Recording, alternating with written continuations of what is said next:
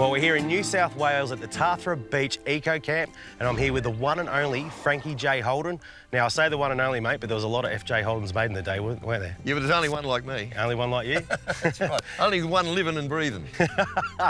Well, mate, thank you very much for having Kim and I here at the Eco Camp, and what a beautiful place you have here. Oh, it's a pleasure to have you. I'm glad you've come here because this park, this area deserves to be reopened and made familiar to everybody because it's been shut for 4 years. Yep. And we've just reopened it, and it is a beautiful block of land. And it's right by the beach. So whether you want to have a busy holiday or a quiet holiday, this is a good spot. And how much wildlife is around here, and they're not scared of you. They don't mind hopping, they won't go near you, but they don't mind hopping past you, especially when you're walking the toilet at night, scare the absolute crap out of you. Well, that's why you're going to the toilet, isn't it? That's right. Mate, how did you get the name Frankie J Holden? Well, actually, when I was putting together this band called Old 55, you're probably too young to remember. Oh, I do remember, Old 55, actually. But we did decide that we would have larger-than-life personas on stage. Yes. And that we would have, you know, made-up names. And my first choice, when they said, what are you going to call yourself? My first choice was Victor Lawnmower.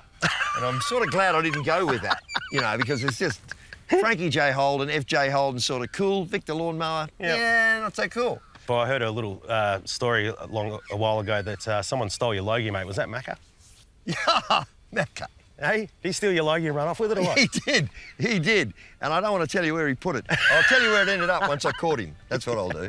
No. Macca's a great bloke, yeah. And I had a lot of fun with Macca touring around and going to various places as you guys are doing. Yeah. And I'll send him my best now. I know he's a big fan of this show. G'day, Macca. Where's my logie?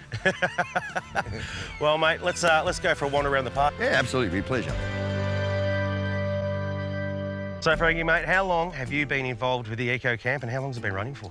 Well, the Eco Camp was known as the Tathra Beach Motor Village, Yep. and it had been here for 40 or 50 years, and there'll be many people watching this right now who probably holidayed here. Yep. And then sadly, in 2018, March 2018, this property got badly burnt in the Tathra fires, which came through in March. Tathra itself lost 80 houses. Wow. Our other park across the road, Tathra Beachside, got some damage, and this got absolutely smashed.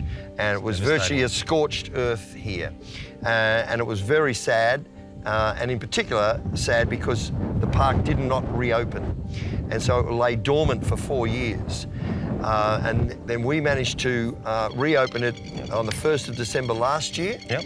And we're gradually bringing back all the facilities to its full glory, and we hopefully bringing back all of the families that used to come here and holiday and have such wonderful memories here.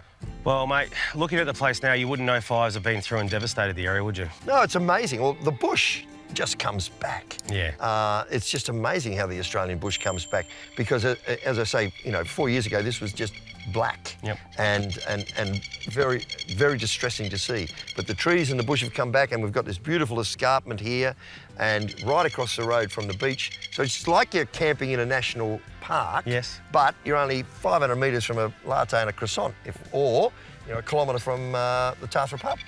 So whatever you want to do. And that's music to my ears.